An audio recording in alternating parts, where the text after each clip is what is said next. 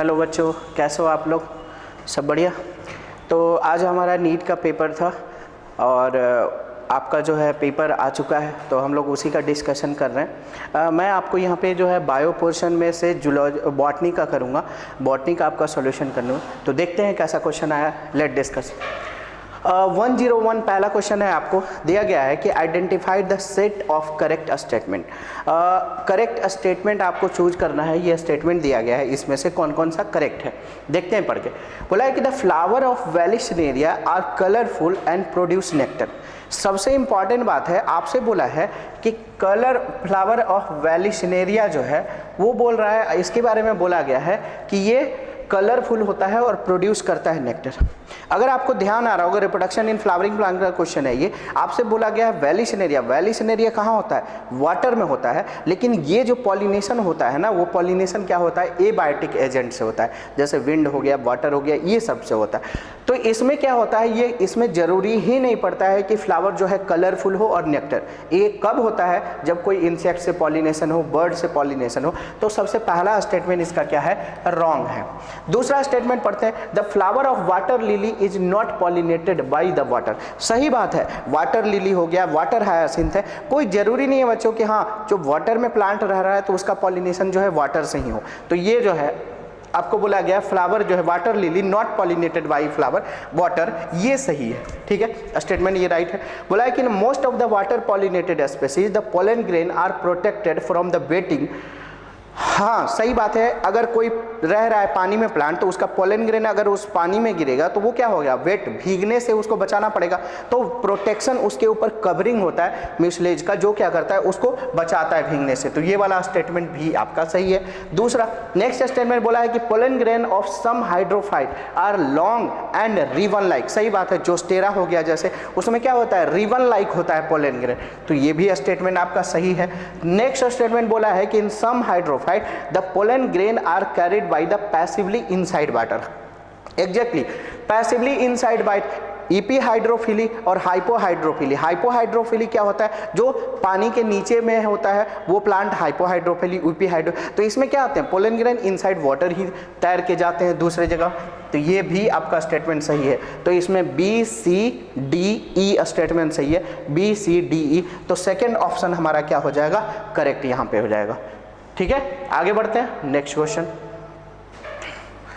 Next question आपको दिया गया है, नेक्स्ट क्वेश्चन आपसे पूछा गया है कि the type of conservation in which the threatened species are taken out from their natural habitat and place in species setting where we can the protected and given the special care is called.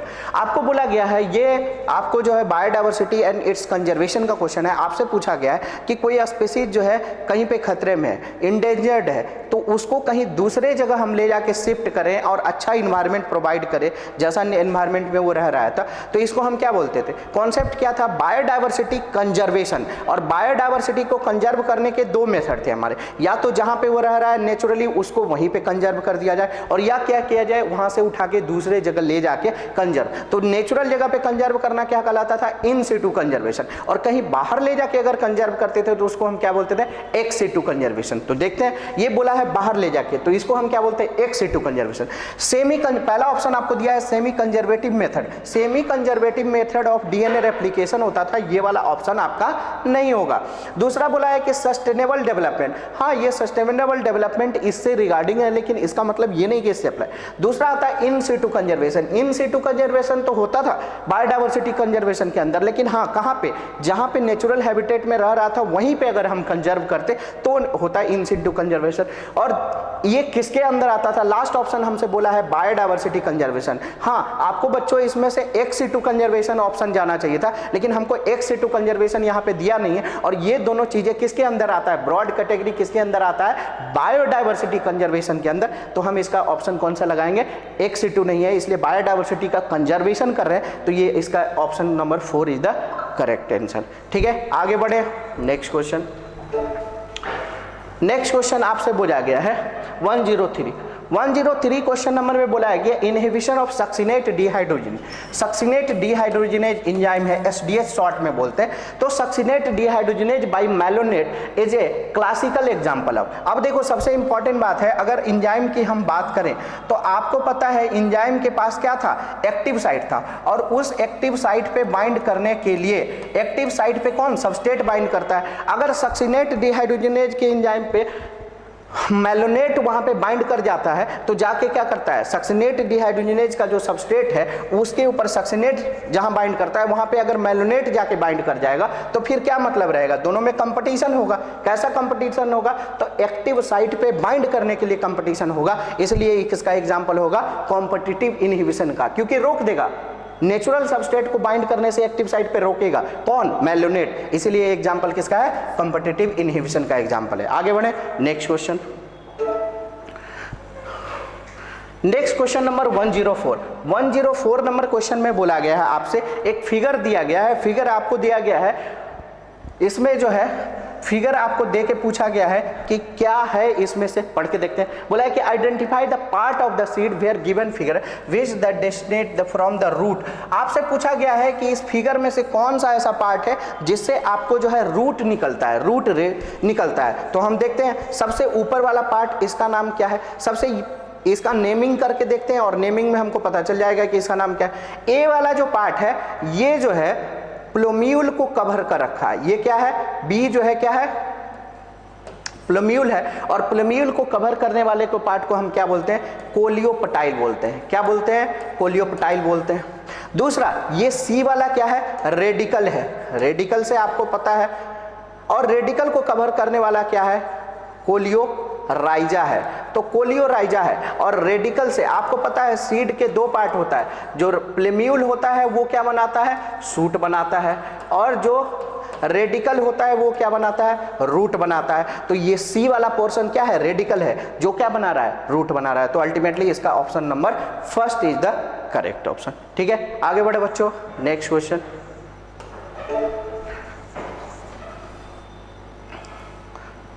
Next question आपसे बोला गया है 105 number question में आपको बोला गया है कि bulliform cell are responsible for. Actually bulliform cell की अगर हम बात करें, वैसे तो एनसीईआरटी अगर नए वाले में देखेंगे तो आप इसको हटा चुका है, लेकिन फिर भी क्वेश्चन पूछा गया है, तो ऐसा नहीं है कि हमको पढ़ना नहीं, पढ़ना है। तो बोला गया है कि bulliform cell are the responsible for. बोला गया है बुल्ली फॉर्म सेल किसके लिए, जनरली ये सेल किस में मिलेगा हमको, मोनोकॉट के लीफ में मिलता है। और मोनोकॉट का लीफ अगर मिलेगा तो मोनोकॉट का लीफ में मिलेगा तो ये लीफ जो होता है ये अगर इनलार्ज होगा तो इसका सरफेस एरिया ज्यादा होगा, और सरफेस एरिया ज्यादा होता है तो वो क्या होता है, वाटर का लॉस ज्यादा होता है। तो जब एक्सेसिव ट्रांसपिरेशन होता है उस समय क्या करता है, जब वाटर लॉस ज्यादा होने लगता है तो ये क्या कर लेता है, वाटर की कमी होती है तो ये लीफ क्या हो जाता है, कर्ल हो जाता है, और कर्ल होने की वजह से क्या होगा, सरफेस एरिया कम होगा, और सरफेस एरिया कम होगा तो अल्टीमेटली क्या होगा, ट्रांसपिरेशनल लॉस कम होता है। तो देखते हैं, बोला है कि इंक्रीज फोटोसिंथेसिस इन मोनोकोट, नहीं, फोटोसिंथेसिस में काम नहीं करता। बोला है provide large space for storage of sugar, नहीं। बोला है कि inward curling of leaf in monocot, हाँ मैंने बताया ना कि inward curling of monocot leaf में होता है जिसकी वजह से ट्रांसपिरेशनल लॉस कम होता है। Protecting the water from the salt stress, नहीं, साल्ट स्ट्रेस से नहीं, ये मोनोकोट। तो ये थर्ड ऑप्शन जो है इसका करेक्ट ऑप्शन है। आगे बढ़ते हैं, नेक्स्ट क्वेश्चन है आपका 106 आप क्वेश्चन क्या कह रहा है कि which of the following are required for the dark reaction of photosynthesis. सबसे इंपॉर्टेंट बात है फोटोसिंथेसिस की, अगर हम बात करें तो फोटोसिंथेसिस में दो चीजें होती थी, एक लाइट रिएक्शन और दूसरा डार्क रिएक्शन। अगर लाइट रिएक्शन की हम बात करें तो लाइट रिएक्शन में आपको क्या मिलता था, लाइट डिपेंडेंट चीजें मिलती थी, और उसमें वाटर का स्प्लिटिंग होता था और एटीपी और NADPH यूज बनता था। और डार्क रिएक्शन में क्या होता था, उस एटीपी और NADPH का यूज करके हम डार्क रिएक्शन में शुगर का सिंथेसिस करते थे। तो क्या क्या नीड होता था डार्क रिएक्शन के लिए, सबसे पहले तो CO2 का जरूरत पड़ेगा, CO2 का फिक्सेशन कर रहे हैं, कार्बन फिक्सेशन कर रहे हैं तो उसमें CO2 का जरूरत होगा। जो आप लाइट रिएक्शन में प्रोडक्ट आपको मिला था, कौन कौन सा प्रोडक्ट मिला था आपको, एटीपी और NADPH, जिसको क्या बोलते थे, रिड्यूसिंग पावर, ये यहाँ पे यूज होता है। तो आप देख लो ऑप्शन में लाइट नहीं, डार्क रिएक्शन के रेस्पेक्ट में क्लोरोफिल नहीं, CO2 हाँ जरूरत पड़ेगा, ATP हाँ जरूरत पड़ेगा, और NADPH जरूरत पड़ेगा। तो ऑप्शन CDE होने वाला है करेक्ट, CDE फर्स्ट ऑप्शन में ही दे रखा है, तो option first is the correct answer. आगे बढ़ते हैं नेक्स्ट क्वेश्चन। अगर नेक्स्ट क्वेश्चन की हम बात करें तो नेक्स्ट क्वेश्चन हमारा क्या है 107। देखो बच्चों इसमें क्या बोला है कि formation of interfascicular cambium from fully developed parenchyma cell is example of. अब देखो इसमें क्या बोला गया है, इसमें कॉन्सेप्ट लगाया है सेल साइकिल का। कैसे? देखो आपको ये पढ़ाया जाता है प्लांट ग्रोथ वाले चैप्टर में, आपको पता है इसमें क्या बात करना है हम लोग को, G1, S, G2 and M phase होता है। अब कोई सेल अगर इसमें सेल साइकिल में जाता है तो G1 में जाएगा, S में जाएगा, G2 में जाएगा, M फेज में जाके फाइनली क्या है डिवाइड कर गया। अब मान लो इस सेल को कंटिन्यूअसली डिवीजन में ही जाना है तो ये कंटिन्यूअसली इसी फेज में रहेगा, लेकिन आपको बोला गया है develop from the fully parenchyma cell. सबसे पहले ये समझें कि ये पेरेन्काइमा सेल खुद क्या है। तो पेरेन्काइमा सेल है क्या, मेरिस्टेमेटिक टिश्यू में डिवीजन हो रहा था, और आपको पता है कि जब किसी सेल को डिवीजन से नहीं करना होता है, परमानेंट स्ट्रक्चर बनाएगा, तो उसको जो है G1 फेज में आके डिसीजन लेना पड़ेगा और एग्जिट होना होगा सेल साइकिल से। सेल साइकिल से ये निकल के बाहर आएगा और यहाँ पे क्या करेगा, ये परमानेंट स्ट्रक्चर बनाएगा, और ये परमानेंट जब स्ट्रक्चर बनाएगा तब जाके क्या होगा, वैसे ही पेरेन्काइमा बना है। सेल साइकिल मेरिस्टेमेटिक टिश्यू में डिवीजन हुआ, उसके बाद ये क्या है फुल्ली डेवलप पेरेन्काइमा सेल। ये क्या है, पेरेन्काइमा सेल क्या है, डिफरेंशिएटेड सेल है। सबसे पहले मैं बता दूं कि ये पेरेन्काइमा सेल जब एक बार सेल साइकिल से निकल गया तो ऐसे सेल को हम क्या बोलेंगे, डिफरेंशिएशन। मतलब कोई परमानेंट स्ट्रक्चर बना लिया और कैपेसिटी टू डिवीजन लॉस कर दिया और परमानेंट स्ट्रक्चर बना दिया। ठीक है, बना दिया। अब बोल रहा है, अब क्वेश्चन बोल रहा है कि formation of interfascicular cambium from fully developed parenchyma cell. अब क्या हो रहा है, पेरेन्काइमा सेल चाहता है कि फिर से ना ये डिफरेंशिएशन करे, फॉर्मेशन करे, किसका, इंटरफेसिकुलर कैम्बियम का। तो डिफरेंशिएट करने के लिए इसको दोबारा सेल साइकिल में जाना पड़ेगा। तो एक बार तो डिफरेंशिएट कर गया था, दोबारा से सेल साइकिल में जा रहा है और फिर से उसको बना रहा है। क्या जाने के बाद बनाएगा इंटरफेसिकुलर कैम्बियम, तो फिर से क्या करेगा, दोबारा डिफरेंशिएट करेगा, सेल साइकिल में जाएगा, फिर से सेल डिवीजन होगा और बनाने के लिए इंटरफेसिकुलर कैम्बियम फिर से दोबारा जी नोट से बाहर निकल के इसको परमानेंट स्ट्रक्चर बनाएगा, उसको हम बोलेंगे इंटरफेसिकुलर कैम्बियम। और वो क्या होगा, दोबारा डिफरेंशिएट होगा, इसीलिए उसको हम क्या बोलेंगे, डी डिफरेंशिएशन। क्योंकि एक बार डिफरेंशिएट किया था तो पेरेन्काइमा बना और पेरेन्काइमा दोबारा से सेल साइकिल में गया, उसके बाद फिर से डिफरेंशिएट किया, इसीलिए इसको हम क्या बोलेंगे, डी डिफरेंशिएशन। तो आपका first option is the correct. ठीक है, अच्छा क्वेश्चन था, आगे बढ़ते हैं। नेक्स्ट क्वेश्चन आपसे क्वेश्चन नंबर 108 में आपको क्या बोला गया है, बोला है कि Hind two always cut DNA molecule at a particular point called recognition sequence and consist. NCERT का direct as it is line आपसे पूछा है कि हिंड टू, पहले हिंड टू क्या है, तो हिंड टू एक रेस्ट्रिक्शन इंडोन्यूक्लियोज एंजाइम है जो कट करता है डीएनए के सीक्वेंस के, यानी मॉलिक्यूलर सीजर है। अब ये जो है ना, कितना बोला है कि रिकॉग्निशन, इसका जो सीक्वेंस होता है वो कितना बेस पेयर कंटेन करता है, तो ये जो है ना 6 बेस पेयर कंटेन करता है। तो ये आपका फोर्थ ऑप्शन डायरेक्ट लाइन है एनसीईआरटी का। ये बेस सीक्वेंस भी हमको वहां पे दिया गया है, बट इसमें बेस सीक्वेंस नहीं पूछा है, डायरेक्ट हम बोलेंगे इसको 6 बेस पेयर कंटेन करता है। ठीक है, नेक्स्ट क्वेश्चन। नेक्स्ट क्वेश्चन है आपका 109 नंबर क्वेश्चन में क्या बोला गया है, आपको बोला गया है कि tropical region show greatest level of species diversity richness. मतलब क्या बोला गया है कि ट्रॉपिकल रीजन जो है वहाँ पे जो फॉरेस्ट है उसमें बहुत ज़्यादा डाइवर्सिटी है, रिचनेस है। कैसे है, बोला है कि tropical latitude have the remained relatively undisturbed for millions of year and hence more time was available for the species diversification.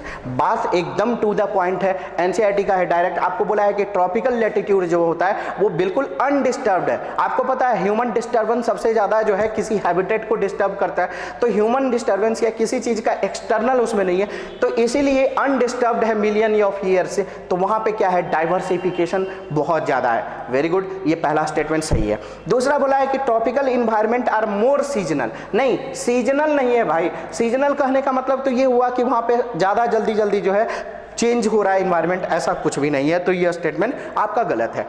Third of statement क्या बोला है कि more solar energy is available in a tropic. सही बात है, tropic में वहां पे क्या है, कांस्टेंट सोलर एनर्जी बहुत ज्यादा मिल रहा है वहां पे। बोला है कि constant environment promote the niche of specialization. सही बात है, अगर इन्वायरमेंट ज्यादा फ्लक्चुएट नहीं करेगा, कांस्टेंट रहेगा, तो इन्वायरमेंट कांस्टेंट रहेगा तो वहां पे ऑर्गेनिज्म, आपको पता है कि इन्वायरमेंट जो है ऑर्गेनिज्म को अफेक्ट करता है। इन्वायरमेंटल फैक्टर में बहुत सारी चीजें आती है, वो सारी चीजें इन्वायरमेंट इन्वायरमेंट को, तो कांस्टेंट रहेगा तो इन्वायरमेंट वो प्रोटेक्ट करेगा, प्रमोट करेगा किसको, निश और स्पेशलाइजेशन का। बोला है कि tropical environment are constant and predictable. सही बात है, कांस्टेंट है तभी तो प्रिडिक्ट कर रहा है वहाँ के स्पेसीज डिफाइन कैसा वेजिटेशन होगा, कैसा डाइवर्सिफिकेशन होगा, क्या होगा, ये सारी चीज़ों को प्रिडिक्ट करता है। तो हमारा option first is the correct है। फर्स्ट हो गया मतलब ए बी डी ई, देख लेते हैं कौन सा है, A B D E, A B D E, A B D and E. Option नहीं दिख रहा है, first option is the correct, second गलत, सॉरी ए सी डी होगा, ठीक है, A C D. Third option is the correct, A C D is the correct option. आगे बढ़ते हैं, A C D is the correct.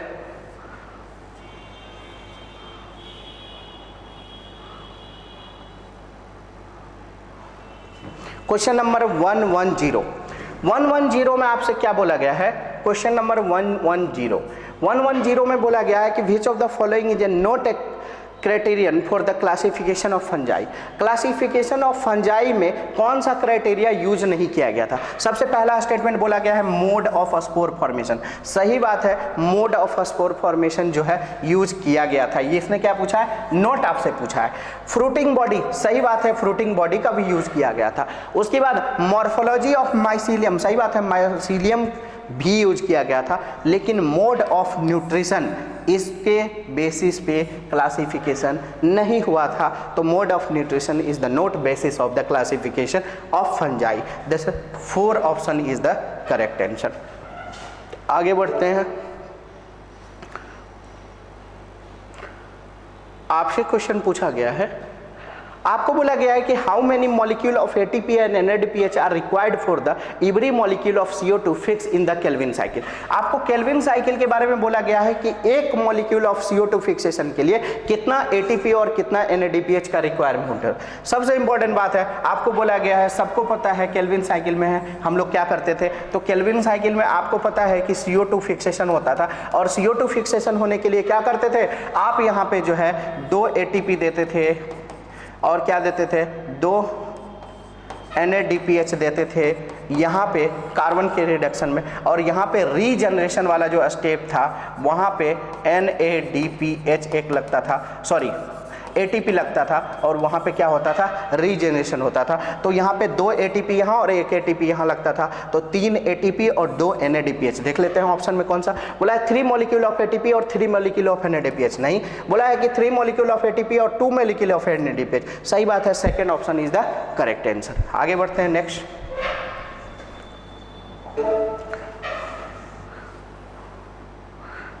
Question 112 है। 112 में आपसे पूछा गया है कि these are regarded as major cause of biodiversity loss. Ecology का क्वेश्चन है, बायोडाइवर्सिटी लॉस का क्या कारण था, 4 कारण था, देखते हैं कौन कौन है। बोला है ओवर एक्सप्लॉयटेशन, सही बात है, ओवर एक्सप्लॉयटेशन काउज था। को एक्सटिंक्शन, सही बात है, को एक्सटिंक्शन काउज था। म्यूटेशन, बोला है म्यूटेशन कोई काउज नहीं था। Habitat loss and fragmentation, habitat loss and fragmentation, सही बात है, ये काउज था। और माइग्रेशन वहाँ पे कोई काउज नहीं था। तो option number A, B and D कहाँ पे आपको दिखाई दे रहा है, A, B and D, migration नहीं, तो A, B, D जो है आपका ऑप्शन नंबर B यानी सेकेंड इज द करेक्ट। ठीक है, आगे बढ़े।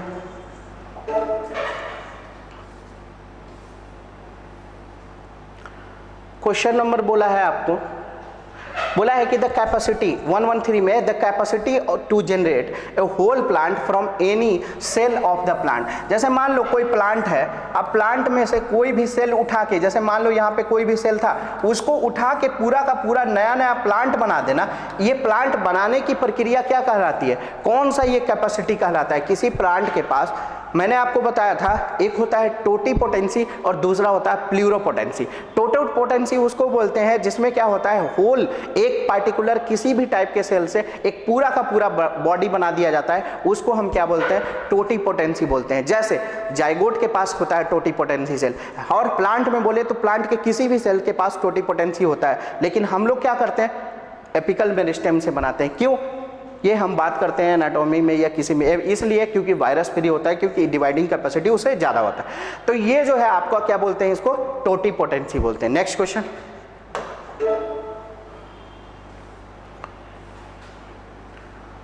क्वेश्चन नंबर 114 में आपसे पूछा गया है कि द इक्वेशन ऑफ वर्सलेट पर लॉजिस्टिक ग्रोथ का इक्वेशन दिया है dn अपॉन में dt rn k minus n upon में k।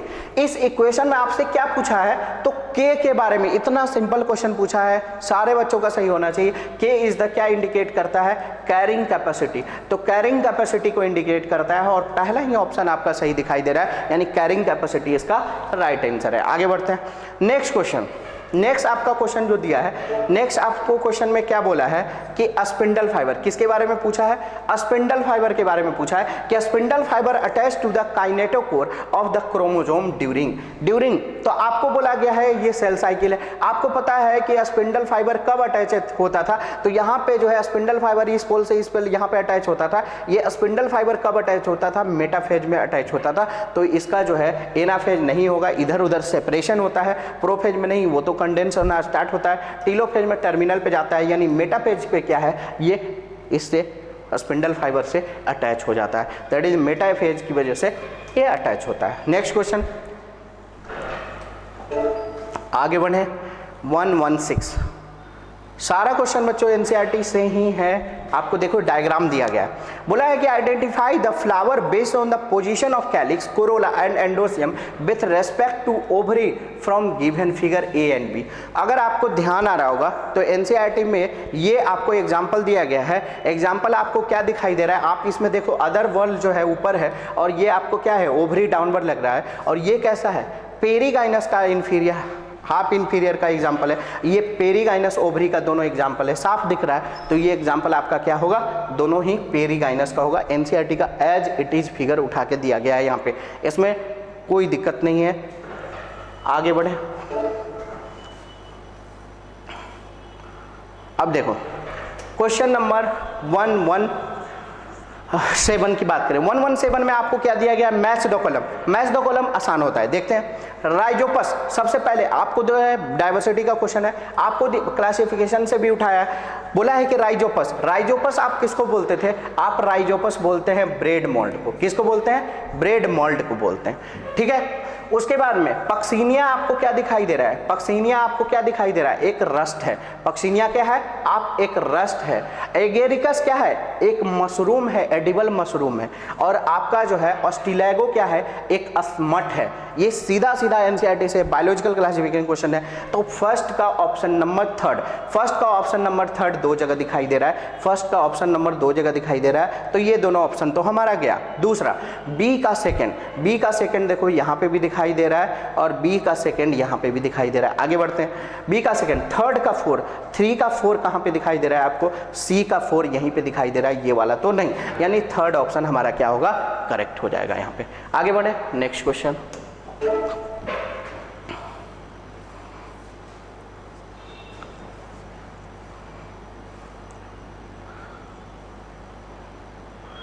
Question number 118। अगर 118 की हम बात करें तो आप देखो, बोला है कि in a plant black seed colour capital B small B is dominant over the white seed small B in order to find out genotype of the black seed plant which of the following genotype will be crossed. देखो सबसे important बात है, आपको बोला है कि capital B या capital B small B होगा तो ये जो सीड होगा वो कैसा होगा, ब्लैक होगा। और अगर स्मॉल बी स्मॉल हुआ तो कैसा होगा, वाइट होगा। तो भाई ये सीधा सीधा बता रहा है कि अगर हमको जीनोटाइप पता करना है कि वो जो प्लांट है कैपिटल बी वाला है कि कैपिटल बी स्मॉल बी, यानी क्या कराते थे आप, टेस्ट क्रॉस कराते थे। और टेस्ट क्रॉस क्या होता था, F1 इंटू रिसेसिव से कराते थे। किससे कराते थे, F1 इंटू रिसेसिव। और रिसेसिव यहाँ पे कौन है, स्मॉल बी है जो वाइट है, और small B F1 into recessive. तो ये fourth option is the correct. एकदम आसान क्वेश्चन था, कोई बड़ा क्वेश्चन नहीं था, सिंपल। आगे बढ़ते हैं। अब देखो 119 फिर से जेनेटिक्स का ही क्वेश्चन है। 119 में बोला गया है कि पिंक फ्लावर स्नैपड्रैगन बाज प्लांट बाज क्रॉस विथ है रेड फ्लावर। एक पिंक फ्लावर है जिसको क्रॉस कराया गया है किससे? Red flower. पिंक का क्या था? कैपिटल आर स्मॉल आर, आपको ध्यान आ रहा हो जीनोटाइप। रेड का क्या था? Capital R capital R. अगर कैपिटल आर था तो क्या हो रहा था? रेड हो रहा था। अगर कैपिटल आर स्मॉल आर आ रहा था तो क्या हो रहा था? पिंक। अब इसने बोला है कि पिंक को ये दोनों को क्रॉस कराया गया है, तो बोला गया है कि what is the phenotype expected in the progeny. अब पूछा गया है कि फिनोटाइप प्रोजेनी में क्या आएगा। अब सोच के देखो, कभी भी दिमाग लगा के हम बनाएंगे इसको तो स्मॉल आर वाला सिचुएशन कभी नहीं आएगा। देखो कैपिटल आर इससे क्रॉस करेगा एक बार, कैपिटल आर फिर कैपिटल आर फिर स्मॉल आर कैपिटल आर फिर स्मॉल आर कैपिटल आर। तो स्मॉल आर आएगा ही नहीं। तो जितना भी फ्लावर आएगा ना वो सारा का सारा फ्लावर क्या आएगा? या तो पिंक आएगा और या तो रेड आएगा। तो व्हाइट वाला ऑप्शन तो गया, व्हाइट वाला ऑप्शन गया। तो बोला है ओनली पिंक फ्लावर प्लांट, नहीं ओनली पिंक फ्लावर नहीं आएगा। बोला है कि red flower pink flower as well as white flower. भाई बोला ना व्हाइट फ्लावर कब आएगा? जब स्मॉल आर है, जो कि नहीं आ रहा है, तो स्मॉल आर नहीं आने वाला है, तो ये तो नहीं होने वाला है। बोला है कि ओनली रेड फ्लावर, नहीं ओनली रेड फ्लावर कभी नहीं आएगा। तो बोला है कि red flower as well as a pink flower obtain. सही बात है, ये फोर्थ ऑप्शन अभी मैंने आपको बताया। ठीक है, नेक्स्ट क्वेश्चन।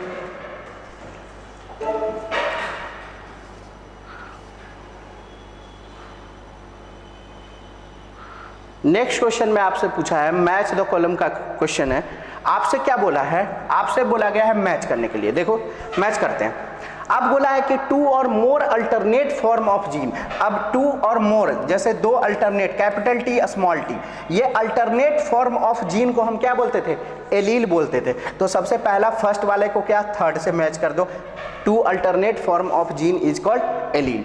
बोला है कि cross F1 progeny with homozygous recessive plant. अभी मैंने बताया ना कि रिसेसिव प्लांट जैसे स्मॉल टी और क्रॉस कर रहे हैं किसको? F1 को क्रॉस कर रहे हैं। तो F1 इंटू रिसेसिव जब था तो इसको हम क्या बोलते थे? टेस्ट क्रॉस बोलते थे। तो आपका जो है ये वाला F1 इंटू रिसेसिव, इसका क्या होगा? टेस्ट क्रॉस होगा।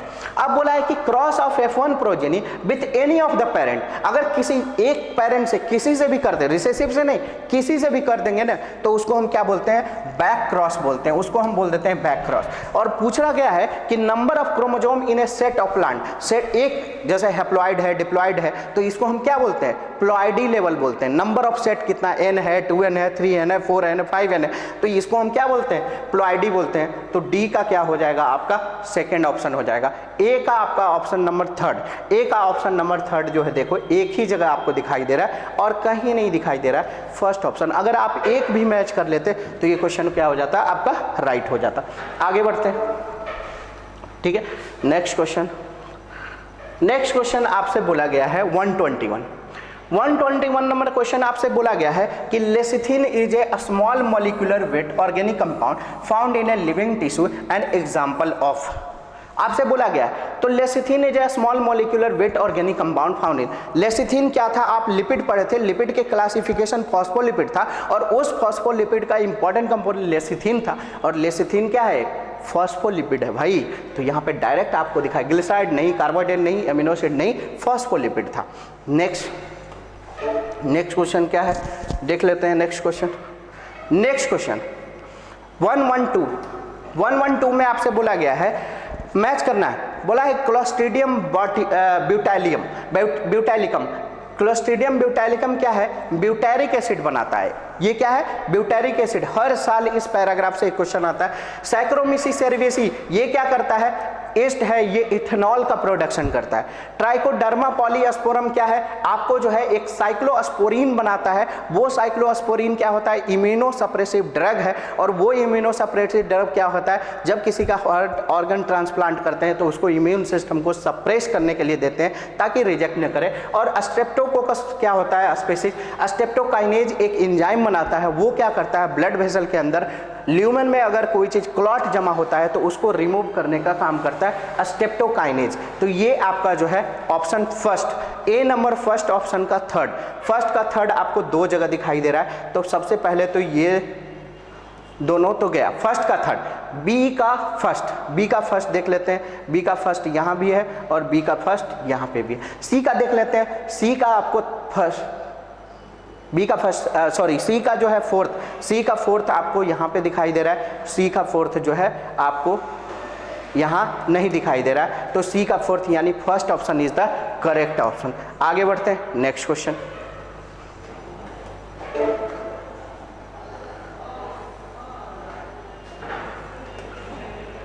क्वेश्चन नंबर 1 2 3, क्वेश्चन नंबर 1 2 3 में बोला है आपको कि गिवन फिगर विच कंपोनेंट है थिन आउटर। सबसे इंपॉर्टेंट बात इसने बोला कि thin outer and highly thickened inner cell wall जो है थिक होना चाहिए।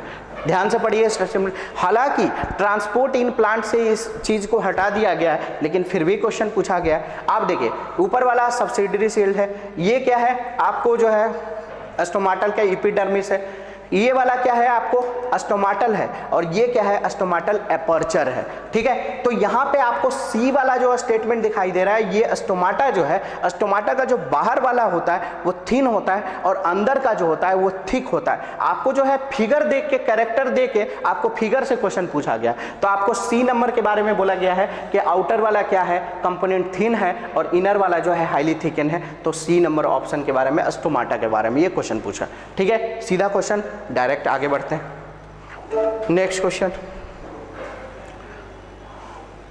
आपसे 124 नंबर क्वेश्चन में बोला है कि which of the following example of actinomorphic. Actinomorphic क्या है, रेडियल सिमेट्री का एग्जांपल था। और रेडियल सिमेट्री कैसा होता था, रेडियल सिमेट्री उस सिमेट्री को बोलते थे किधर से भी कट करो आपको बराबर में मिलने वाला है, और इसका रेडियल सिमेट्री का एग्जांपल क्या था, धतुरा is example of radial symmetry. इसमें से पाइसम, सिसवानिया, कैजुरिना ये सब कुछ नहीं, धतुरा सीधा सीधा एक्टिनोमॉर्फिक का एग्जाम्पल है। मॉर्फोलॉजी से क्वेश्चन आपसे पूछा गया। ठीक है, क्वेश्चन नंबर आपको 124 के बाद, अगर क्वेश्चन नंबर 124 के बाद क्वेश्चन नंबर 125 पे बात करते हैं हम लोग।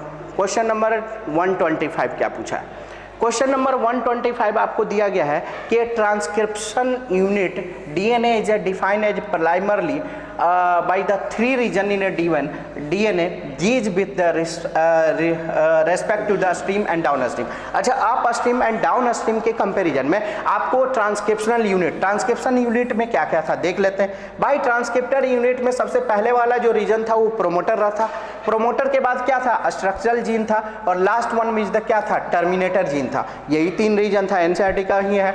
डायरेक्ट आपको प्रोमोटर है, फिर उसके बाद में स्ट्रक्चरल जीन है, फिर उसके बाद क्या है टर्मिनेटर। इंड्यूसर नहीं, रिप्रेशर नहीं, स्ट्रक्चरल जीन पहले थोड़ी ना होगा, प्रोमोटर होगा। That is second option is the correct answer. आगे बढ़ते हैं,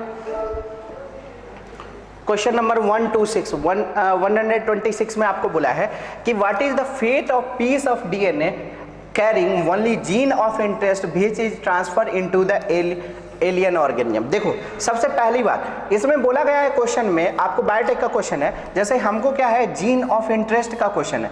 मान लो ये वाला जीन है, जिसमें जीन है वो हमको इंटरेस्ट है कि इस ऑर्गेनिज्म में हम डाल दें और मल्टीप्लाई करें और उससे हमारा जो है आगे कॉपी नंबर बढ़े, तो इसी को हम क्या बोलते हैं जीन ऑफ इंटरेस्ट बोलते हैं। अब जीन ऑफ इंटरेस्ट है, इसमें क्या है कॉपी नंबर बढ़ रहा है, इसके लिए हमको ऑर्गेनिज्म में डालना पड़ेगा ताकि मल्टीप्लाई, और डालना नहीं पड़ेगा इसके साथ अटैच भी करना पड़ेगा उस ऑर्गेनिज्म में जिसमें डाल रहे हैं, ताकि वो डीएनए उसका मल्टीप्लाई करे तो हमारा भी डीएनए मल्टीप्लाई करे। लेकिन हाँ सबसे खास बात है कि जिस डीएनए को हम डाल रहे हैं ना उस पर ओरी साइट नहीं है, ओरी साइट नहीं है तो इसमें ना कॉपी नंबर को कंट्रोल नहीं कर सकता, अपने आप से ये इंडिपेंडेंट रूप से ये मल्टीप्लाई नहीं कर सकता, इसके साथ ही मल्टीप्लाई करना पड़ेगा। देखते हैं स्टेटमेंट, बोला है कि the piece of DNA would be able to multiply itself independently in the progeny cell of organism. नहीं, इंडिपेंडेंट इसमें डाल भी देंगे तो इंडिपेंडेंटली आजादी से अपना हिसाब से नहीं चलेगा, इसके हिसाब से ये मल्टीप्लाई होगा। जितना कॉपी नंबर इसका होगा उतना ही कॉपी नंबर भी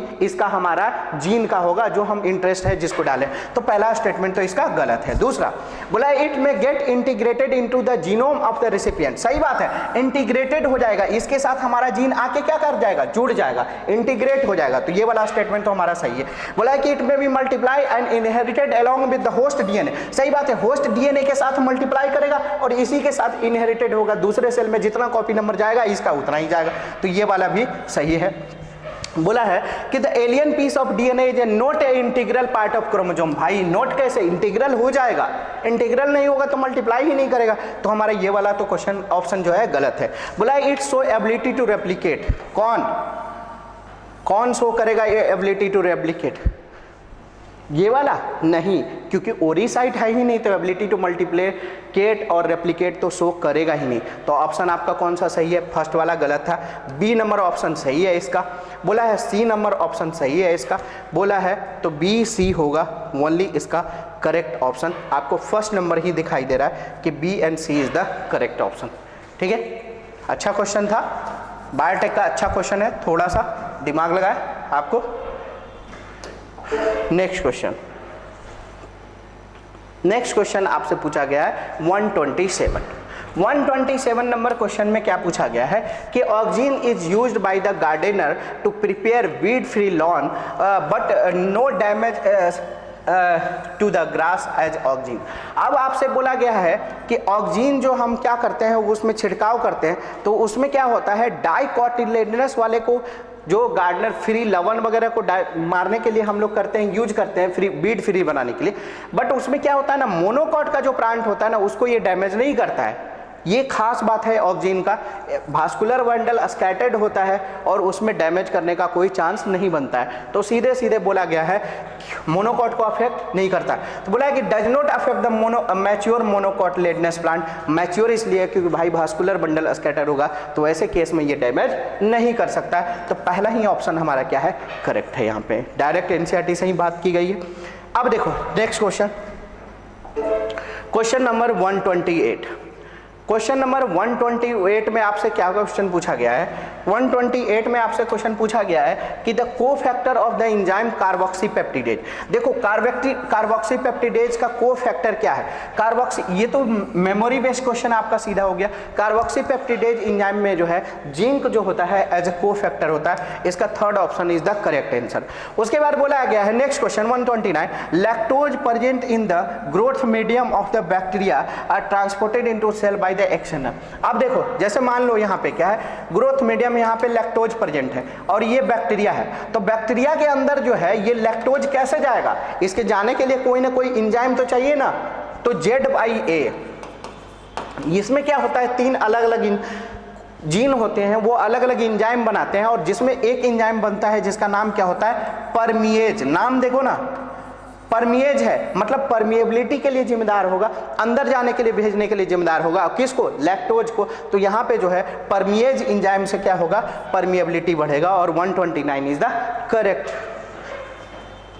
ठीक है, फर्स्ट ऑप्शन उसका सही था। आगे बढ़ते हैं, आपको जो है क्वेश्चन नंबर, अब आगे बढ़ते हैं 130, देखो 130 में क्या आपसे पूछा गया है, 130 नंबर क्वेश्चन 130, ठीक है, क्वेश्चन नंबर 130 में आपको बोला है कि which of the following can be explain on the basis of Mendel law of dominance. आपको बोला गया है कि मेंडल लॉ ऑफ डोमिनेंस के हिसाब से आपको कौन सा जो है इसमें जो है सही है डोमिनेंट, बोला कि out of one pair factor one is dominant and other is, सही बात है, कैपिटल टी स्मॉल टी मान लो है तो एक डोमिनेंट है दूसरा रिसेसिव, ये वाला स्टेटमेंट तो सही है।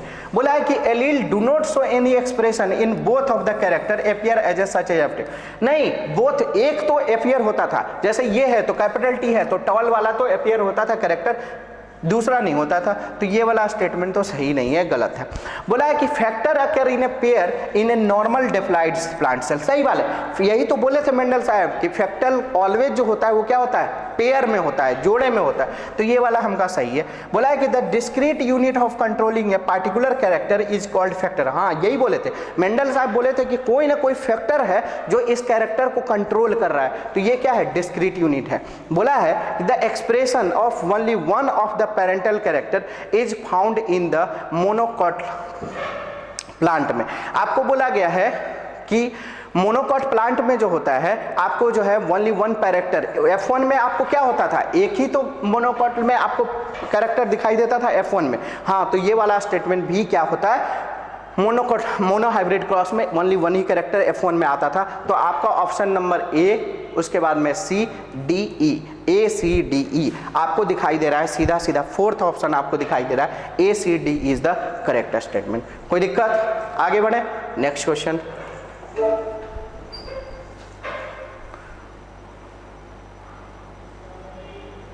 क्वेश्चन नंबर 131 में बोला है कि BT toxin is insect group specific and coded by a gene क्राइफस्टेसी। बीटी टॉक्सिन बैसिलस थ्यूरेंजियंसिस, ये बीटी कॉटन जीन, इसमें इंसेक्ट स्पेसिफिक जीन जो है क्राइफस्टेसी and cry second A B इसमें इंसर्ट किया गया था। ये स्टेटमेंट तो सही है। बोला गया है कि BT toxin exist as a inactive protoxin bacillus thuringiensis में एग्जिस्ट करता है। सही बात है, इनएक्टिव फॉर्म में एग्जिस्ट करते हैं, यहां तक सही है।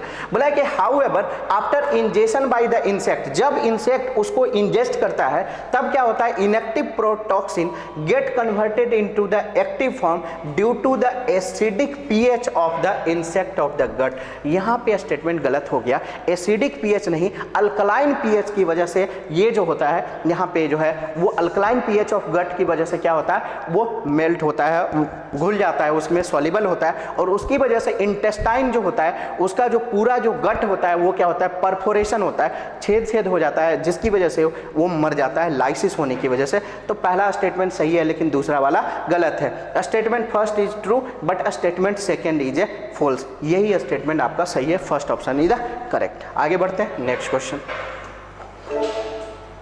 ध्यान से पढ़ना था इस स्टेटमेंट को, बहुत अच्छा था, आपको फंसा सकता था ये क्वेश्चन। 132 में आपसे बोला गया है, क्वेश्चन नंबर 132 में बोला गया है कि parenchyma is a living but collenchyma is a dead tissue. गलत बात है। पेरेन्काइमा, कोलेनकाइमा और स्क्लेरेन्काइमा, तीन तरह के हमारे पास टिश्यू थे, जिसमें पेरेन्काइमा और कोलेनकाइमा आपका क्या था, लिविंग था, बट स्क्लेरेन्काइमा हमारा स्क्लेट डेड था। लेकिन ये वाला स्टेटमेंट क्या बोला है, कोलेनकाइमा इज ए डेड, गलत हो गया। बोला है कि gymnosperm lack xylem vessel but presence of xylem vessel is the characteristic feature of angiosperm. सही बात है, आपको सीधा सीधा ये बोला है कि जिम्नोस्पर्म लैक जाइलम वेसल, बहुत सही बात है। हालांकि आप नए वाले एनसीईआरटी में देखेंगे तो जाइलम हटा ही दिया है, सिलेबस से हटाया, लेकिन फिर भी क्वेश्चन पूछा गया तो आपको पूछा गया है जिम्नोस्पर्म लैक जाइलम वेसल, एकदम सही बात है, जिम्नोस्पर्म में जाइलम वेसल नहीं होता है। बोला है कि presence of xylem vessel characteristic feature है किसका, जिम्नोस्पर्म का। तो ये स्टेटमेंट तो सही है, मतलब स्टेटमेंट फर्स्ट गलत है और स्टेटमेंट सेकंड जो है ट्रू है। तो बोला गया है कि statement first is a true but statement second is a false. नहीं, statement false first is a false but statement second is a true. हाँ, ये वाला option second option is the correct. ठीक है, आगे बढ़ते हैं। 133 में आप बोला है कि chromosome become gradually by the visual under light microscope during leptotene. हाँ, सही बात है, लेप्टोटीन स्टेज में क्या होता है, लाइट माइक्रोस्कोप में आप ग्रेजुअली वो देख सकते हैं आप उसको। तो ये स्टेटमेंट क्या है, डायरेक्ट एनसीईआरटी का एक पैराग्राफ से उठा के क्वेश्चन पूछा, पहला ही लाइन बोला है कि the beginning of diplotene stage is recognised by the dissolution of synaptonemal complex. बोला गया है कि the beginning of diplotene stage, diplotene start होता है जब स्टेज, तो उसमें क्या होता है, सिनोप्टिनिमल कॉम्प्लेक्स जो बना हुआ था वो जाइगोटीन स्टेज वाला, वो क्या होता है, डिजॉल्व होता है यहाँ पे। तो ये दोनों स्टेटमेंट क्या है, करेक्ट है। तो statement first is true, statement second is false. नहीं, स्टेटमेंट फर्स्ट इज फॉल्स। नहीं, बोला है कि both statement first and second is a true. सही बात है, ये third option is the correct option. आगे बढ़ते हैं नेक्स्ट क्वेश्चन। 134 नंबर क्वेश्चन आपको बोला गया है न्यूक्लियोलस। आपको पता है सेल का क्वेश्चन है, आसान सा क्वेश्चन है। न्यूक्लियोलस, न्यूक्लियोलस क्या होता है, न्यूक्लियोलस में आपको आरआरएनए के सिंथेसिस, एक्टिवली आरआरएनए के सिंथेसिस होता है। तो ribosomal rRNA, site of active rRNA synthesis होता है। सेंट्रियोल की अगर हम बात करें तो आपको क्या दिखाई देता है, सेंट्रियोल क्या है, कार्ट व्हील लाइक स्ट्रक्चर था। सेंट्रियोल आपको कैसा दिखाई दे रहा था, कार्ट व्हील के जैसा दिखाई दे रहा था। तो ये सेंट्रियोल आपको दिखाई देगा कैसा, organise like the cartwheel. Leucoplast की अगर हम बात करें, ल्यूकोप्लास्ट आपको पता है type of plast, amyloplast, aleuroplast और एमाइलोप्लास्ट में आता था ये ल्यूकोप्लास्ट। ये कलरलेस प्लास्टिड था, ये क्या करता था, स्टोरेज का काम करता था, तो आपको स्टोरिंग ऑफ न्यूट्रिएंट का काम करता है ये। फोर्थ आपको पता है गोल्जी ऑपरेटस, गोल्जी ऑपरेटस क्या करता है, लिपिड का ग्लाइकोसाइलेशन, ग्लाइकोसाइडेशन, तो ये ग्लाइकोलिपिड फॉर्मेशन में काम करता था। यानी ए का जो है थर्ड, ए का थर्ड दो जगह हमको दिखाई दे रहा है। उसके बाद हम बात करते हैं बी का टू, बी का टू, बी का टू, ये गलत हो गया, यानी बी का टू, सी का फोर, डी का वन, यानी third option is the correct answer. आगे बढ़ते हैं नेक्स्ट 135 नंबर क्वेश्चन बोला है कि list of endangered species was released by, कौन जो है लिस्ट जो है बनाता है इसका इंडेंजर्ड स्पीसीज का। भाई इंडेंजर्ड स्पीसीज का लिस्ट बनाने के लिए रेड डाटा बुक होता है जो IUCN के द्वारा बनाया जाता है, और आपका ऑप्शन नंबर सेकेंड यहाँ पे 4 नंबर बहुत आसानी से मिलते हुए।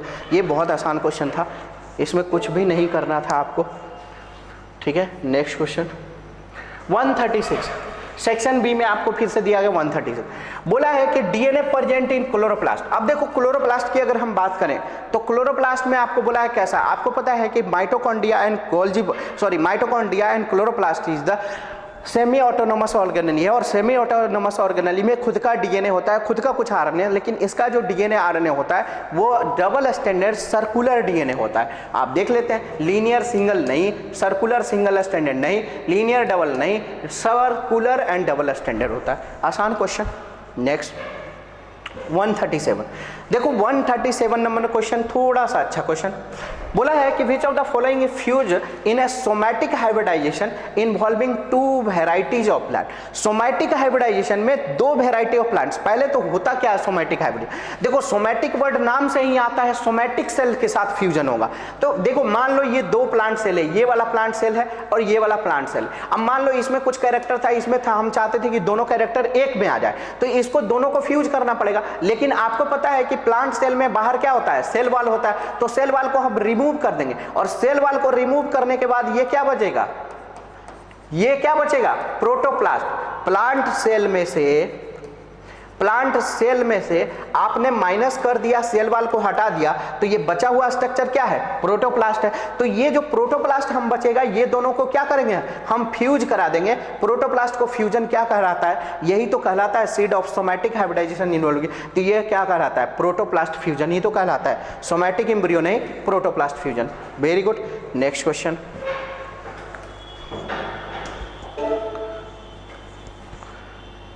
क्वेश्चन आपको एक डायग्राम दिया गया है, इस बार डायग्राम का भी क्वेश्चन आया है।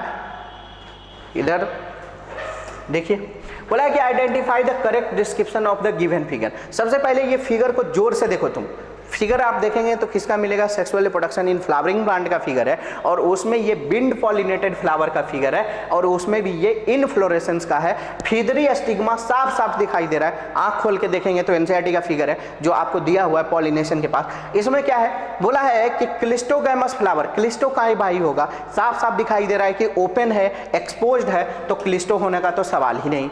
बोला है कि कंपोज्ड शोइंग द कंप्लीट ऑटोगमी, जी नहीं, और कंप्लीट इनफ्लोरेसेंस है लेकिन ऑटोगमी नहीं। बोला है कि wind pollination flower inflorescence showing the flower with well exposed stamen, साफ साफ बोला है कि बेल एक्सपोज्ड खुला हुआ स्टामेन है। इस फिदरी स्टिग्मा में कोई भी आएगा तो ट्रैप हो सकता है आराम से, तो ये जो है थर्ड ऑप्शन इसका क्या होगा, करेक्ट। आगे पढ़ने की कोई जरूरत ही नहीं है इस क्वेश्चन में, थर्ड ऑप्शन इसका क्या है, करेक्ट है। आगे बढ़ते हैं। नेक्स्ट आपको बोला गया है,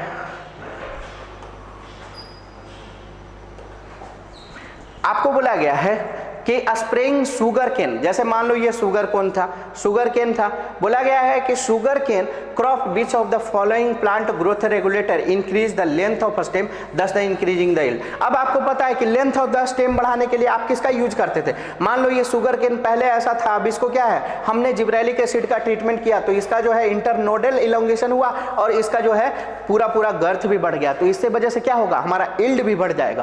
तो इसमें क्या होगा, जिब्रेलिक एसिड का जो है ट्रीटमेंट देना होगा आपको, ये gibberellic acid is the correct answer. कोई दिक्कत, आसान सा क्वेश्चन है, प्लांट फिजियोलॉजी, प्लांट ग्रोथ का है। नेक्स्ट क्वेश्चन आपको क्वेश्चन नंबर 140। देखो 140 नंबर क्वेश्चन क्या कहता है। 140 नंबर क्वेश्चन आपको मैच द कॉलम है। मैच द कॉलम क्वेश्चन आसान होता है। देखो बोला है फ्रेडरिक ग्रिफिथ। आपको ग्रिफिथ के बारे में क्या पता है? ग्रिफिथ आप माउस वाला जो एक्सपेरिमेंट किए थे, ग्रिफिथ का वो क्या था? Transformation. R strength converted into S strength. तो ये क्या है? ट्रांसफॉर्मेशन प्रिंसिपल किसका दिया हुआ है? ग्रिफिथ का दिया हुआ है। उसके बाद में Francisco Jacob and Monod. Jacob and Monod क्या किए थे? ऑपरन कॉन्सेप्ट दिया था, लैक ऑपरन के बारे में बोले थे। तो मोनोड और जैकब क्या है? Fourth option. हरगोविंद खुराना साहब, हरगोविंद खुराना साहब इंडिया में जेनेटिक कोड जो है, जेनेटिक कोड के बारे में दिए थे, जेनेटिक कोड का डिस्क्रिप्शन। तो हरगोविंद खुराना साहब जेनेटिक कोड। उसके बाद मिचेल्सन और अस्टॉल। मिचेल्सन एंड अस्टॉल जो है semi conservative mode of DNA replication, जिसमें एक कंजर्व रहेगा, एक स्टैंड का रेप्लिकेशन होता है, एक का नहीं, एक नया एक पुराना। N95 और N14 वाला जो N14 और N15 वाला जो आप एक्सपेरिमेंट किए थे वो वाला मिचेल्सन एंड एस्टेल। तो semi conservative mode of DNA replication. आपको फर्स्ट का आपका ऑप्शन नंबर थर्ड। देखो फर्स्ट का ऑप्शन नंबर थर्ड दो जगह है, तो ये वाला तो गया। उसके बाद में बी का आपको जो है ऑप्शन नंबर फोर्थ है। बी का ऑप्शन नंबर फोर्थ आपको जो है यहाँ पे दिखाई दे रहा है। देखो बी का option number fourth, that is 4 option is the correct. Fourth वाला ऑप्शन इसका करेक्ट है। नेक्स्ट आगे क्वेश्चन बढ़ाते हैं।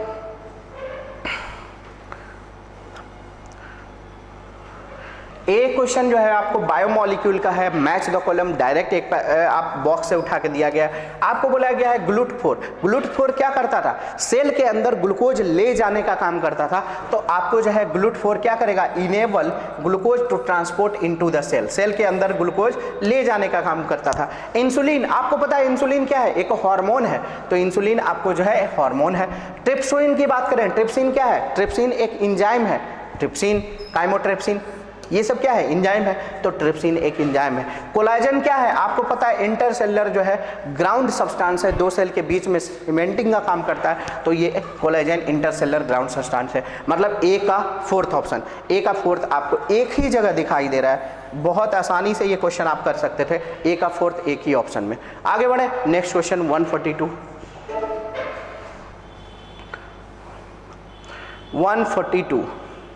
142 में क्या है? बोला है कि in C3 plant some O2 bind to the RuBisCO, hence the CO2 fixation is decrease. अच्छा क्वेश्चन है। देखो इसमें क्या होता है, रूबिस्को की अगर हम बात करें ना, तो रूबिस्को की बात करें, देखो यहां से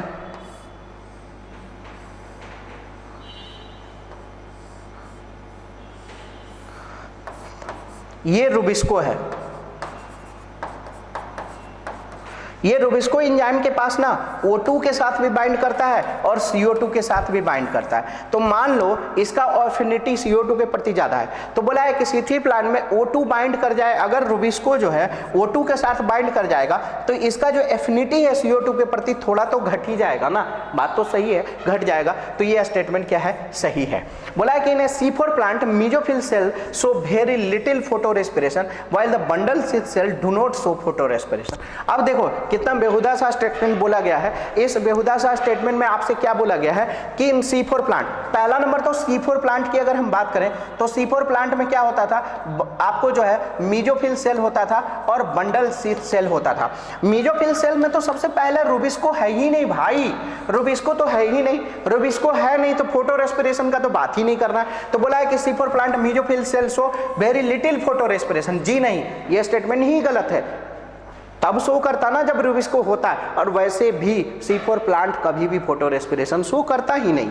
तो ये स्टेटमेंट ऐसे भी गलत होना था। तो statement first is true, statement second is false, right. आगे बढ़े, नेक्स्ट 142। उसके बाद 143, क्वेश्चन नंबर 143, ठीक है, सॉरी 143। क्वेश्चन नंबर 143 में आपसे क्या पूछा गया है? अच्छा क्वेश्चन है, बहुत ही थोड़ा कंसेप्चुअल क्वेश्चन पूछा आपसे। बोला कि which of the following step try carboxylic acid cycle which does not involve oxidation of the substrate. आपको पूछा गया है कि ऑक्सीडेशन ऑफ सबस्ट्रेट कौन सा स्टेप है जिसमें नहीं इन्वॉल्व है? तो सबसे पहली बात बच्चों, ऑक्सीडेशन करने के लिए आपको जब मैं पढ़ाया था एंजाइम, तो आपको क्या बोला था कि ऑक्सीडेशन जो है आपको दो ही बायोलॉजिकल सिस्टम में, आप केमिस्ट्री पॉइंट ऑफ व्यू से करते हैं तो ऑक्सीडेशन क्या पढ़ते हैं? ऑक्सीडेशन पढ़ने के लिए डायरेक्ट ऑक्सीजन को ऐड कर दो या करो लॉस ऑफ इलेक्ट्रॉन और प्रोटॉन करो तो भी ऑक्सीडेशन होता है। दो ही तरीके। तो बायोलॉजिकल सिस्टम में करने के लिए कोई भी ऑक्सीडेशन, उसके लिए एंजाइम चाहिए। अब एंजाइम क्या है ना, ऑक्सीडो रिडक्टेज क्लास है। क्या है एंजाइम? Oxido reductase. अब देखो, ऑक्सीडो रिडक्टेज क्लास फर्स्ट का एंजाइम है ऑक्सीडो रिडक्टेज। अब ऑक्सीडो रिडक्टेज का ना सब क्लास है। क्या सब क्लास है? एक तो ऑक्सीडेज है, ध्यान से सुनो, दूसरा क्या है? डिहाइड्रोजिनेज है, और तीसरा क्या है? रिडक्टेज है। देखो, ऑक्सीडेज अगर ऑक्सीडेशन करेगा, ध्यान से सुनो, अगर ऑक्सीडेशन किसी एंजाइम के पीछे लगा हुआ है ऑक्सीडेज, तो आपको जो है ऑक्सीडेशन तो करेगा। जैसे हम जनरल इक्वेशन आप एक लिखें, AH2 प्लस में आपको यहाँ पे हाफ O2 ले लें तो यहाँ पे A जाएगा और प्लस में आपको क्या मिलेगा? H2O मिलने वाला है यहाँ पे सीधा सीधा। मतलब जब भी ऑक्सीडेशन होगा by the addition of oxygen तो मिलेगा आपको पानी, वाटर मिलेगा, और ये होगा क्या? इसका होगा क्या? ऑक्सीडेशन हो जाएगा।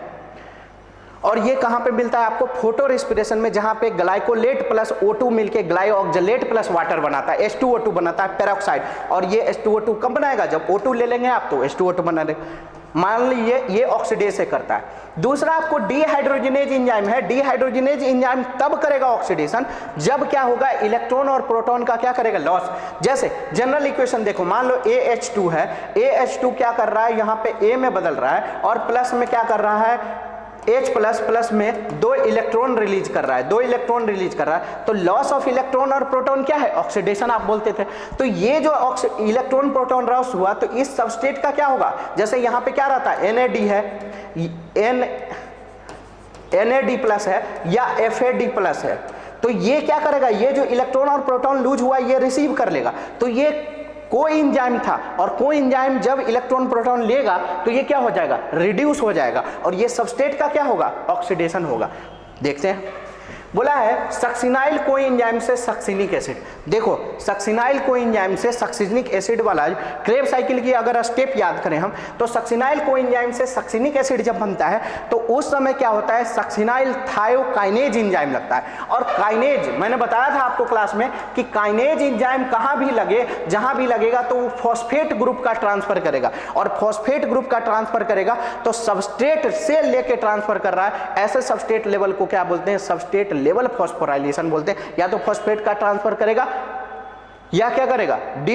फॉस्फोराइलेशन करेगा या डिफॉस्फोराइलेशन करेगा, लेकिन करेगा किसका ट्रांसफर? फॉस्फेट का करेगा। तो ये वाला में क्या है? SLP हो रहा है, मतलब यहाँ पे ऑक्सीडेशन नहीं हो रहा है, यहाँ पे सबस्ट्रेट लेवल फॉस्फोराइलेशन हो रहा है। दूसरा, आइसोसाइट्रेट से अल्फा कीटोग्लूटारिक एसिड बनता है ना, तो वहां पे आपको जो है NADH दिखाई देगा। क्या दिखाई देगा? NADH बनता हुआ दिखाई दे रहा है। तो जहां जहां NADH, मैंने बताया ना, NAD और FAD, जहां पे NADH और FADH बनेगा वहां पे ऑक्सीडेशन होके रहेगा। तो यहाँ पे क्या होगा? ऑक्सीडेशन होगा। मैलिक एसिड से ऑक्जेलो एसिटिक एसिड की अगर हम बात करें तो इसमें भी आपको NADH बनता है। सक्सिनिक एसिड से मैलिक एसिड, यहाँ पे आपको FADH बनता है। NCERT में स्किप किया है स्टेप, तो यहाँ पे दिया हुआ है, मतलब यहाँ FAD और NADH जहाँ जहाँ बना है वहाँ ऑक्सीडेशन होगा, लेकिन यहाँ पे सबस्ट्रेट लेवल फॉस्फोराइलेशन होगा। इसलिए बहुत अच्छा क्वेश्चन था, थोड़ा सा कंसेप्चुअली आपको स्ट्रॉन्ग होना था। First option is the correct. आगे बढ़े, नेक्स्ट 144 नंबर क्वेश्चन आपको क्या बोला है? मैच द कॉलम है। 144 number question match the column आपसे क्या बोला गया है कि मैच द कॉलम, आपको रेस्पिरेशन का ही क्वेश्चन है, इसमें आपको बोला है मैच करना। सिट्रिक एसिड साइकिल क्या बोलते हैं इसको? आप क्रेब साइकिल के नाम से जानते हैं। क्रेब साइकिल आपको कहाँ चलता था? माइटोकॉन्ड्रिया के मैट्रिक्स में, तो भाई माइटोकॉन्ड्रियल मैट्रिक्स में रहा सेकेंड ऑप्शन। ग्लाइकोलाइसिस, चाहे वो प्रोकैरियोट हो चाहे यूकैरियोट हो, ग्लाइकोलाइसिस कहाँ चलता है? आपको सीधा सीधा साइटोप्लाज्म में चलता है, साइटोप्लाज्म। इलेक्ट्रॉन ट्रांसपोर्ट चेन की अगर हम बात करें तो इलेक्ट्रॉन ट्रांसपोर्ट चेन कहाँ चलेगा? इस मेम्ब्रेन पे चलेगा, और यहाँ पे मेम्ब्रेन कौन है इलेक्ट्रॉन ट्रांसपोर्ट चेन करने के लिए? माइटोकॉन्ड्रिया का मेम्ब्रेन, और वो भी कौन सा मेम्ब्रेन? Inner mitochondrial membrane. तो इनर माइटोकॉन्ड्रियल मेम्ब्रेन पे चलेगा।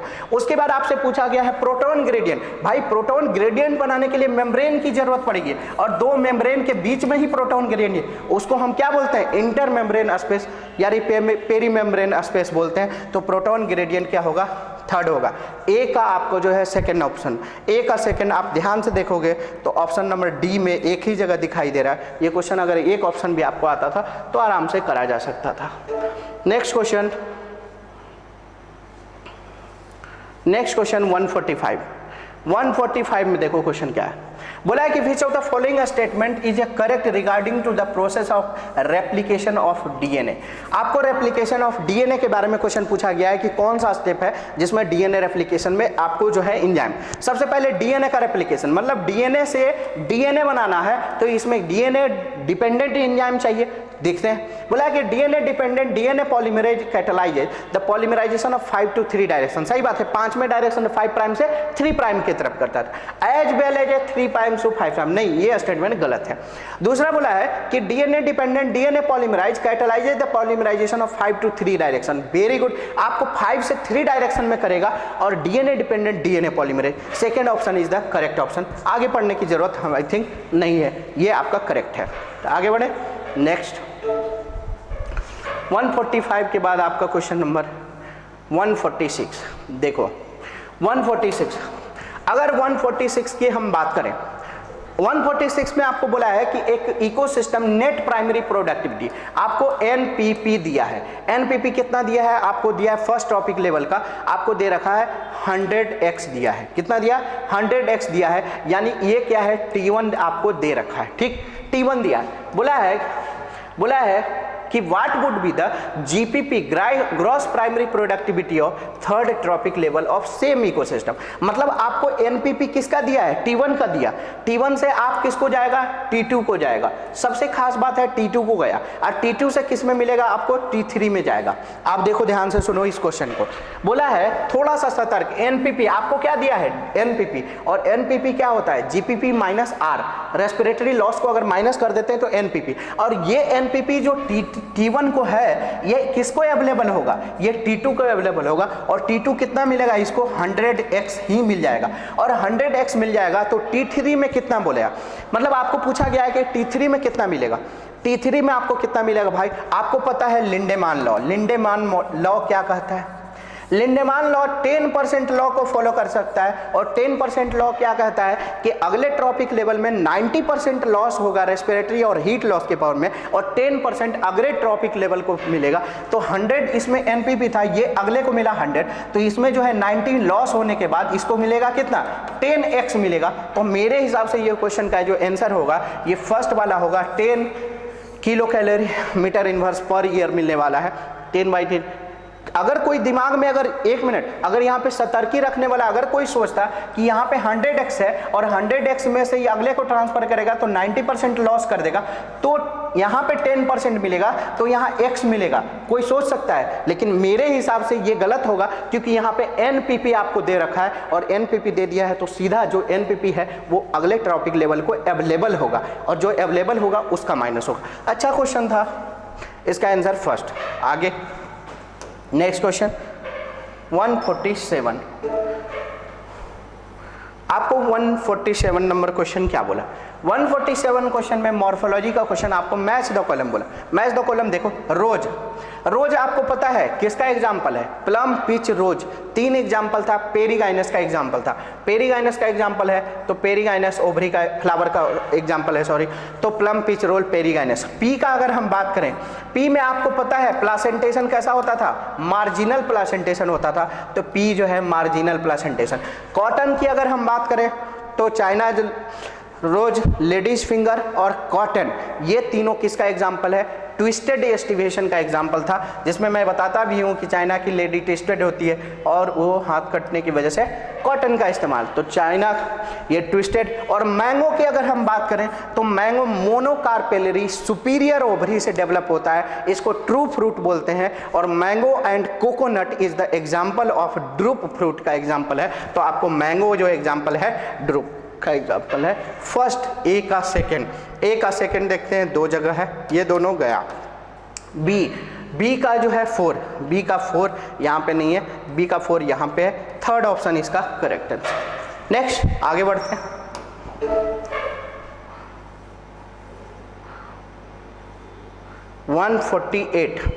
148 नंबर क्वेश्चन में क्या बोला गया है कि रॉबर्ट में, आपको मैथ्स लॉ कॉलम बोला गया, रॉबर्ट में क्या किए थे, उसके बाद में अलेक्जेंडर वॉन हैम्बल्ट क्या किया था, उसके बाद में पॉल इलरिच और डेविड टिलमैन। ठीक है, रॉबर्ट में आपको पता है, रॉबर्ट में जो है डाइवर्सिटी, ग्लोबल के डाइवर्सिटी को बताए थे कि कितना है, तो ग्लोबल डाइवर्सिटी उन्होंने बताया था रॉबर्ट में अबाउट जो है 7 मिलियन स्पेसीज है, ग्लोबल डाइवर्सिटी की बात किए थे। उसके बाद में Alexander von Humboldt species area relation CS² वाला बताए थे, species area relation. Paul Ehrlich की अगर हम बात करें तो ये रॉबर्ट, ये जो है रिवेट पॉपर हाइपोथेसिस दिए थे, एरोप्लेन में रिवेट वाला हाइपोथेसिस दिए थे, पॉल इलरिच का दिया हुआ था। डेविड टिलमैन साहब की बात करें तो इकोसिस्टम में more the diversity, more the productivity, less the variability, इसके बारे में बोले थे, तो ये David Tilman long term ecosystem experiment using the outdoor plot का यूज किए थे। तो फर्स्ट का ए का कितना नंबर हो जाएगा, ए का थर्ड आपको बता रहा है, ए का थर्ड आपको दो जगह दिखाई दे रहा है, ये वाला ऑप्शन तो गया। बी का आपको सेकंड दिखाई, बी का फर्स्ट दिखाई दे रहा है, बी का फर्स्ट कहाँ गया, बी का जो है फर्स्ट, ए का थर्ड यहाँ, बी का फर्स्ट यहाँ, ये गलत हो गया, बी का फर्स्ट, सी का फोर, ये दिखाई दे रहा है। Option number 4 is the correct answer. आगे बढ़ते हैं, आगे क्वेश्चन नंबर 149। अगर हम बात करें 149 का, आपको एग्जाम्पल दिया गया है, मॉर्फोलॉजी से क्वेश्चन पूछा है, सिंपल मेमोरी बेस्ड क्वेश्चन है। मोनोएडल्फस, मोनोएडल्फस क्या बोला है आपको, मोनोएडल्फस किस में होता था, चाइना रोज में होता। मोनोएडल्फस की अगर हम बात करें तो ये चाइना रोज में होता था, याद करना है आपको। डायएडल्फस की हम बात करें तो आपको पी मिलता था, डायएडल्फस पी का एग्जाम्पल था। पॉलीएडल्फस की हम बात करें तो पॉलीएडल्फस आपको सिट्रस में मिलता था, पॉलीएडल्फस किस में मिलता था, सिट्रस में मिलता था, ये सिट्रस एग्जाम्पल है। और इपीफिलस और किस में मिलता था, आपको लिली में मिलता था। ये एज इट इज मॉर्फोलॉजी का उठा के क्वेश्चन दिया गया, मेमोरी बेस्ड है, आपको याद रखना था। ए का ऑप्शन नंबर फर्स्ट का आपको जो है कौन सा मिलने वाला है, मोनोएडल्फस आपको चाइना रोज में मिलता है, ए का 4। ए का 4 ध्यान से देखेंगे तो दो जगह ऑप्शन में है, ए का 4 इधर। बी का अगर हम बात करें तो बी का जो है 2 है, तो बी का 2 यहाँ पे दिखाई दे रहा है, ये नहीं होगा, तो ये जो है थर्ड ऑप्शन इसका करेक्ट हो जाता है। मेमोरी बेस्ड क्वेश्चन है, थोड़ा आपको याद रखना था। नेक्स्ट क्वेश्चन नंबर आपको जो है 150 क्वेश्चन में क्या है, आपको बोला है कि read the following statement and choose the correct statement पूछा गया है। And the member of Phaeophyceae, किसके मेंबर के हिसाब से, फियोफाइसी के हिसाब से। फियोफाइसी कौन है, ब्राउन अलगी। किसके बारे में बोला है, ब्राउन अलगी के बारे में बोला है। अब ब्राउन अलगी को ध्यान में रखते हुए इस स्टेटमेंट को हम पढ़ते हैं। बोला है कि asexual reproduction occur usually by the biflagellated zoospore. सही बात है, एसेक्सुअल रिप्रोडक्शन बाइफ्लैजिलेटेड जूओस्पोर के द्वारा होता था। Very good. बोला है sexual reproduction oogamous method only, यहाँ पे इसने गड़बड़ कर दिया, ओनली। बच्चों ध्यान से स्टेटमेंट पढ़ो, ओनली बोला है, सिर्फ और सिर्फ। ऐसा थोड़ी ना है कि वो सेक्सुअल रिप्रोडक्शन oogamous और एनाइसोगामस से भी तो होता है, तो ये oogamous ओनली नहीं, ये गलत हो गया यहाँ पे। बोला है कि store food in the form of carbohydrate which is mannitol and laminarin. सही बात है, मैनिटोल और लेमनेरिन के फॉर्म में स्टोर फूड होता था, ये सही है। नेक्स्ट बोला है कि the major pigment found in the are the chlorophyll, A and C, carotene and xanthol. हाँ, ए एंड सी क्या होता है, फियोफाइसी में आपको मिलता था, ब्राउन अलगी में। दूसरा बोला है कि vegetative cell have cellulosic cell usually covered or the outside by the gelatinous coating algin. हाँ, बाहर में उसका कोटिंग होता था, वो क्या होता था, अल्जीन का कोटिंग था। एनसीईआरटी का ही लाइन उठा के दिया है, आपको बस ध्यान से पढ़ना था, ये वाला सही। मतलब statement first ACDE first option ही इसका करेक्ट ऑप्शन है। बच्चों तो पूरा का पूरा बॉटनी का आपको पेपर मैंने डिस्कस किया है, अच्छे से एक्सप्लेन करके किया, आप एक बार मैच कर लेना।